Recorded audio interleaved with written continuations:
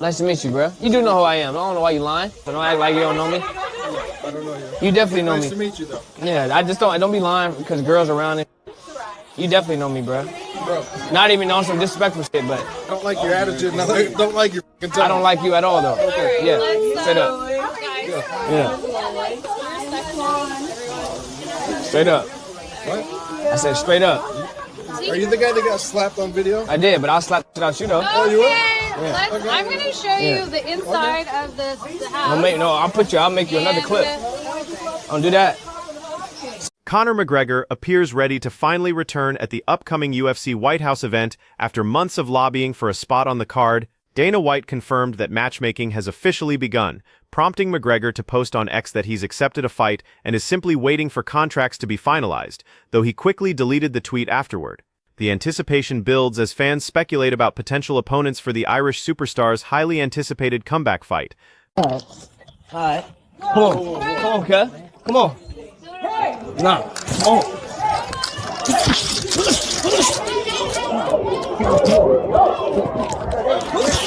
Nah. Cut. Dean, chill. Man, cut. He gonna sneak me, nigga. Dean, chill out. Man, cut ain't finna sneak me. Chill, bro. Whole ass. Hey, let me talk to you, bro. Let me talk to you, bro. Yes. Hey, let me talk to you. Man, I'll have all the, man, I'll have. We're not your enemies, bro. The cut stop me for, bro. What happened? Tell me. What did you say to him? Rampage Jackson's live streams have descended into complete mayhem, with back-to-back violent incidents shocking viewers.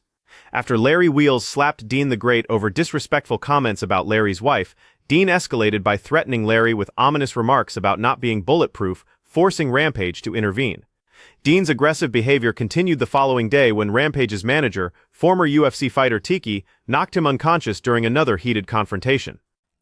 We're bringing up that old podcast clip we did after the eye poke, and they're trying to make it seem like I said Tom Aspinall was faking or lying or playing it up or milking it. I'm like, I never once used those words. I was playing simple devil's advocate, saying from the fans' perspective, I can understand the frustration, because as a fighter, we have seen countless fights where they call it because the fighter simply uttered the words, I can't see. My simple point was, if Tommy wanted to have his full 5 minutes to see if he could actually see and recover, he could have waited before saying that. But the fact that you guys have to even have the wherewithal in that moment to be like, holy I'm blind, and then be like, wait a minute, I know if I can't say those words because they're going to Yes. stop the fight. And again, I'm always on the side of the fighter. Like, for the fans to get on him the way that they have, and months later still giving him flack and and still saying he's milking it, to me is like the most absurd freaking thing. Oh my goodness, that actually happened.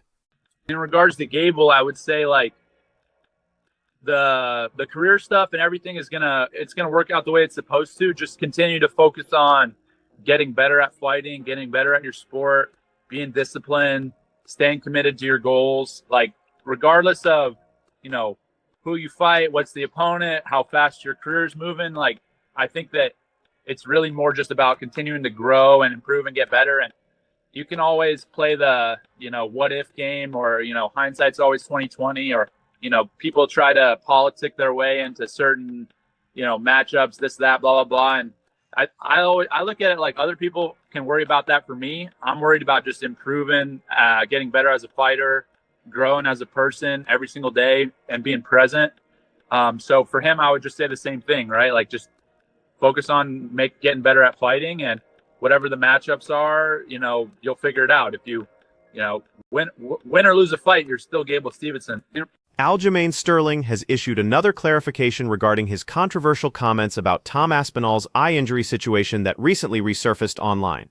Sterling explained that critics completely misunderstood his original point about Aspinall telling the referee he couldn't see after the eye poke, emphasizing he never suggested Aspinall quit or faked the injury.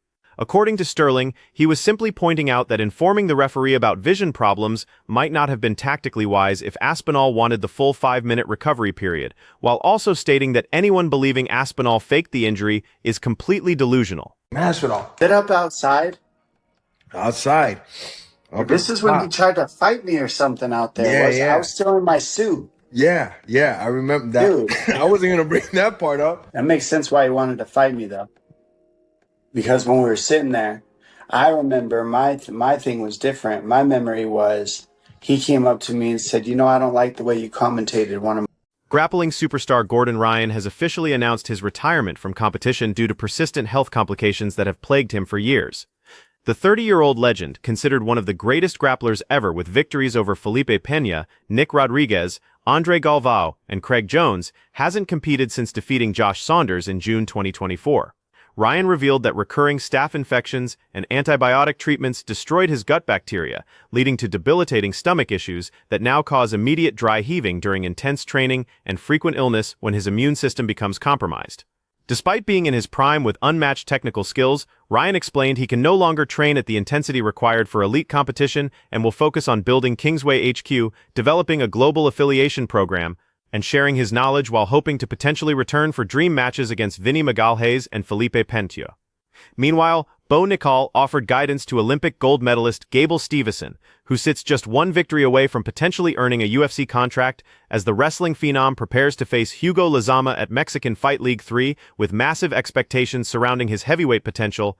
You've got all that relentlessness and the ability to potentially neutralize Chimaev in a way that we haven't seen before. Is there anything else that you think just kind of makes you dangerous enough that really should give the champion problems when you do get the chance? Our grappling defense is really good, so that's one thing, you know what I mean? I think that I could force him to have to stay on his feet. But honestly, with even him, I don't give a where it goes. Grappling, striking, standing up, like, he's got one thing and I got an arsenal. So, I mean, I really don't give a I want my time to prove that I'm the champion. If he's the challenger, whoever the has the belt, I don't give a I'm going to take them out, clear out this division, and you probably never see me again because I'm out. Dominic Cruz revealed a wild behind-the-scenes encounter where Tony Ferguson actually tried to fight him over his commentary during one of Ferguson's fights, sharing the story alongside Jorge Masvidal on a recent podcast appearance that highlighted Ferguson's unpredictable nature outside the octagon. 5. Become a world champion in the UFC. I saw here you want to maybe retire by 25. Who says that? Yeah. There's like, it's crazy. You started so young that anything is possible, right? What do you do with all these opportunities? I feel like I just try to, more than anything, stay like focused, you know, and like my main goal obviously is to become a world champion, you know, because I've been doing this for so long. I want to become a world champion and see how many records I can break. I do want to retire at 25. So, well, that's like what, 10 years in the game from when you started? 11 maybe? Yeah. So you always knew you only wanted to be in this game for 11 years, 1 decade. Yeah, because, I stepped on so many party. I'm not gonna lie, I do love to party, you know, I love Don't to. lie. We want to know who you are. Yeah, I love to party. I'm a very like interactive person, so I'm always down for anything, you know. I'm down to like be up till 6 in the morning and party and shit. But I don't drink or smoke, so that's a good thing. But so what do you do at these parties till 6 in the morning? Yeah. Hopefully you're not doing coke, you don't drink or smoke, so you don't No. do that other stuff, right? How do you stay up till 6 in the morning? I that's just me. I just like to kick it. I'm just there for the vibes, you know. Anthony Hernandez expressed supreme confidence in his ability to defeat Hamza Chimaev in a potential future matchup, telling the New York Post that he can neutralize Chimaev's wrestling while possessing superior finishing tools regardless of where the fight takes place, as he prepares for his upcoming battle against Sean Strickland. Madloba Sakartvelo. Madloba Sakatvalo.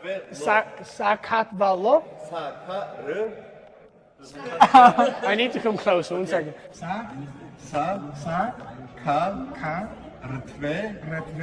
Lo. Yeah. I like No this. repeat. Okay. Sakat. So is it all together? All together. Sakatvelo. Yeah. Exactly.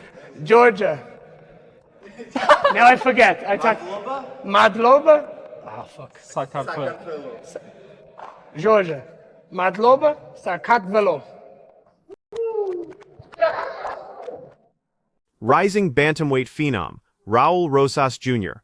has mapped out an extremely ambitious but short-lived career plan, telling Dominic Cruz that he intends to retire at just 25 years old after becoming UFC champion and breaking the record for most title defenses, aiming to exit the sport at its absolute peak by age 24. Did you ever watch Ronda Rousey? Me, Logan, and my dad were like your biggest fans. We actually like started doing some judo because you inspired us. Oh, that's really cool. Thank you. If you want to learn some real judo, come to the source. Ian Machado, Gary, traveled to Georgia to sharpen his wrestling skills for a potential showdown with Islam Makhachev, and remarkably began speaking Georgian fluently within just 2 days of arriving, showcasing his incredible adaptability and dedication to improving his ground game. I always said that Gina is the one person I'd come back to fight for. The more that I thought about it, I was like, you know what? I need this. I really need this fight. And I reached out to Dana and asked him if he would be interested in it. And it didn't exactly work out with the UFC, but it led us to here today. I was 9 months pregnant, and I saw a video of Gina Carano giving an interview, and she didn't look good. She gained like an unhealthy amount of weight, and my first thought was like, oh my God, what can I do to help? When I was in a similar spot, when I was, depressed and gave up in the world and inadvertently gave up on myself, what I needed was a goal and something to reignite my passion again. This has been in the making since I was pregnant, which is over a year ago. I told her, if I have to go out there and train you myself to fight me, I will. And we made it happen. We had to work together to overcome every obstacle to get here. It's been like a secret for so long. I can't believe I'm actually able to talk about it. Ronda Rousey shocked the combat sports world by announcing her return to MMA after nearly a decade in retirement, revealing she will face fellow legend Gina Carano in May under Jake Paul's Most Valuable Promotions in partnership with Netflix. Rousey took a subtle dig at the UFC by emphasizing her choice to work with a fighter-first promotion for what she's calling the biggest super fight in women's combat sports history. Rousey later explained on SportsCenter that she initially approached Dana White about making the Carano fight happen within the UFC, before ultimately signing with Jake Paul's promotion, but negotiations fell through and didn't materialize as hoped. Fans immediately began speculating about why Dana White passed on the Rousey return, with theories ranging from low financial offers and restrictive contracts to complications involving Rousey's bad exit from WWE and the current TKO corporate structure. Many believe White made a massive mistake since few current bantamweights could challenge Rousey, while others argue the UFC's current level might be too advanced for her at this stage of her career.